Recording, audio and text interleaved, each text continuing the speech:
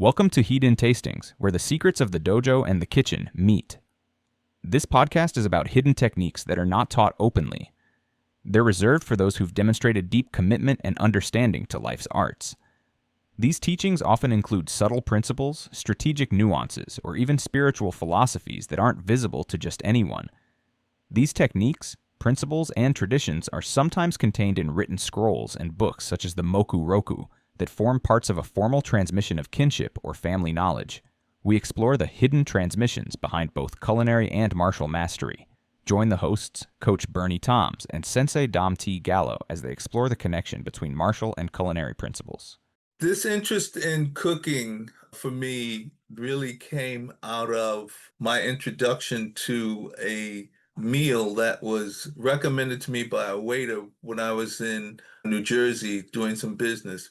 And I stopped in for lunch and I just want something simple and easy. And they said, I got just the thing for you. I'm going to give you pasta with oil and garlic. And it's just that simple. And I said, oh, that's really interesting. And at that time, I hadn't had pasta with oil and garlic. I think that the extent to what I had in terms of pasta was spaghetti with tomato sauce out of a jar. Having this meal really opened up something for me. Taste after having this meal at this restaurant, it was so much that I felt that I needed to see if I could make this meal on my own. I wanted to have that experience again. And let me tell you, for years, I tried to make pasta with oil and garlic.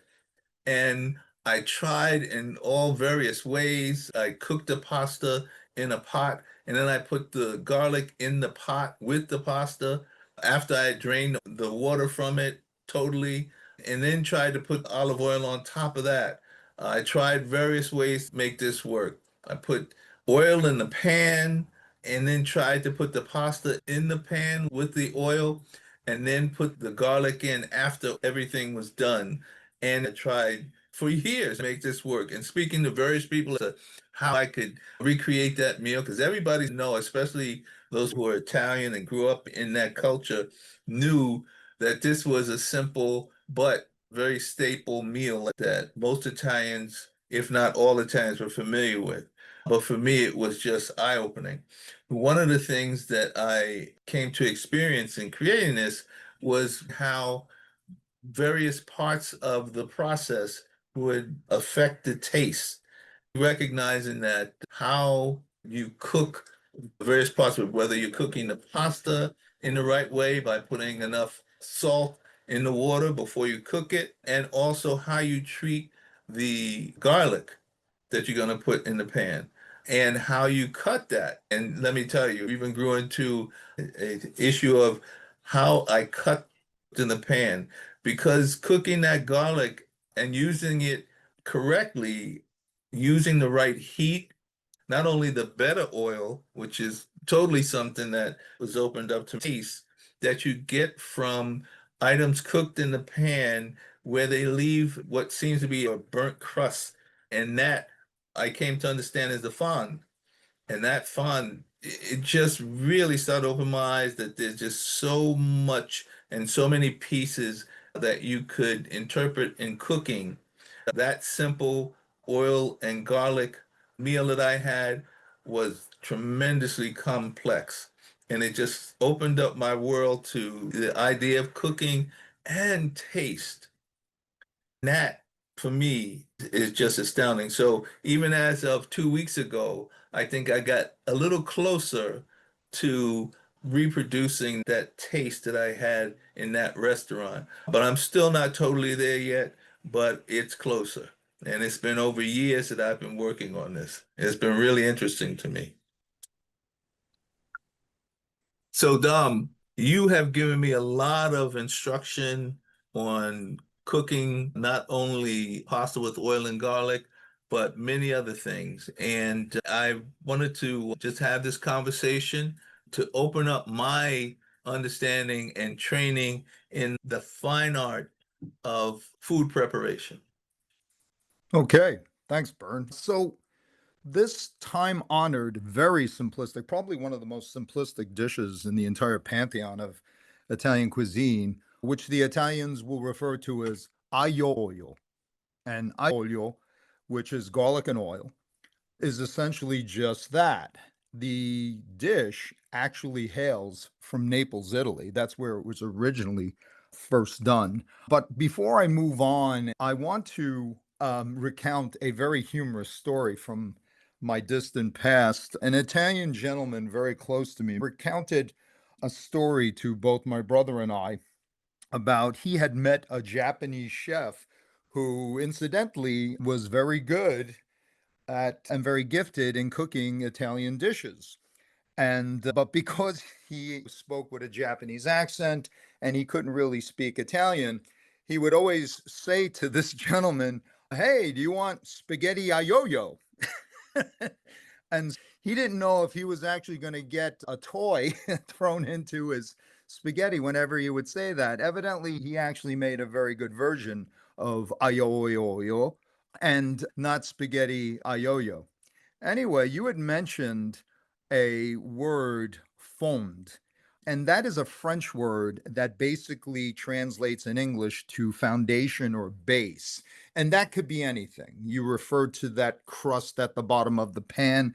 So it could be brown bits at the bottom of a pan after sauteing or frying something. It could be stock or some residual juice of something that you're going to use to make a sauce or a stew or a soup. So any essential base, the aromatics that you use to flavor something, is referred to as fond in French. And this forms the basis of all cuisine and any cooking. So, in terms of garlic and oil, in and of itself, it is by definition fond. It is the foundation and base for so many other sauces and dishes in the Italian cuisine. And it all begins just by simply sauteing garlic and or onions. So even though we're talking about garlic and oil here, it's the same thing when sauteing onions. Now, some people will start off a sauce or a dish either just sauteing garlic or sauteing both garlic and onions in either olive oil and or some other fat like butter.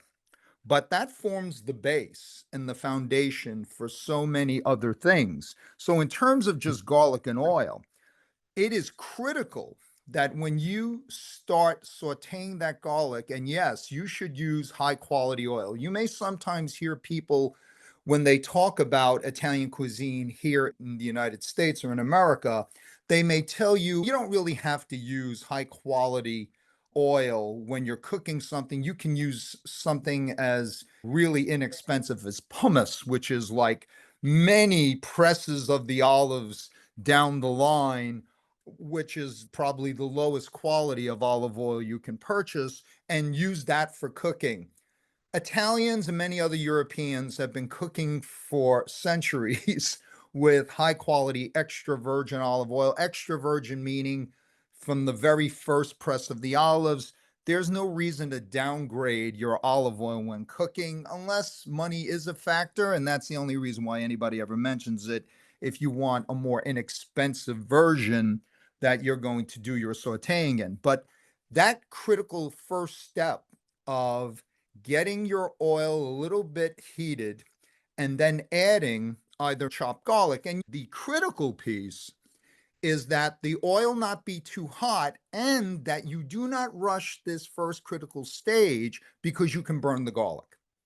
And if you burn the garlic, you have to start all over again because you're going to end up with a very bitter taste and smell. I can tell you, I've tasted that. Definitely not a desirable taste. So you want to slowly cook that garlic in hot oil. Again, not too hot, because the other thing you need to understand is the moment you make olive oil too hot, you've actually rendered the health benefit and value of that oil null and void. You change the chemical composition, and that olive oil is no longer healthy to your body. It's actually the opposite. So again, you don't want the oil to get too hot because you don't want to lose the value of the health benefit. And you certainly don't want it too hot because it will then burn the garlic. You want to slowly saute and cultivate and develop the flavor of the garlic. And that's also true of onions. So anytime you're going to do a sauce where you're also sauteing onions along with that garlic, it's the same thing. It should be a slow, developed process to really bring out the flavors.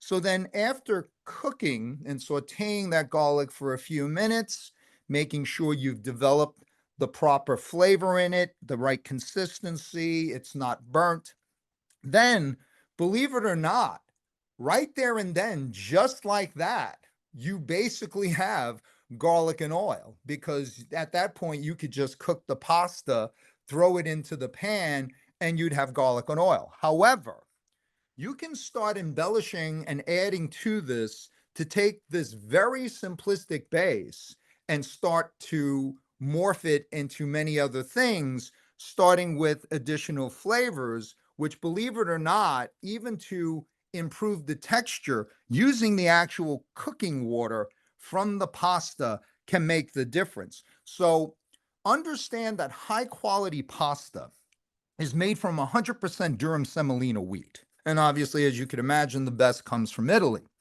However, there are American companies now producing some quality pasta. What you're looking for is that it's made from 100% durum semolina wheat. When you're cooking dry pasta, it needs to be cooked, as the Italians would say, al dente, which means to the tooth. That means it's going to have a bit of resistance when you go to bite into it. Now, understand, if you actually take a trip to Italy, that pasta is going to be even firmer than probably your American taste is accustomed to. And you're probably going to say, oh my God, the pasta here is so hard, right?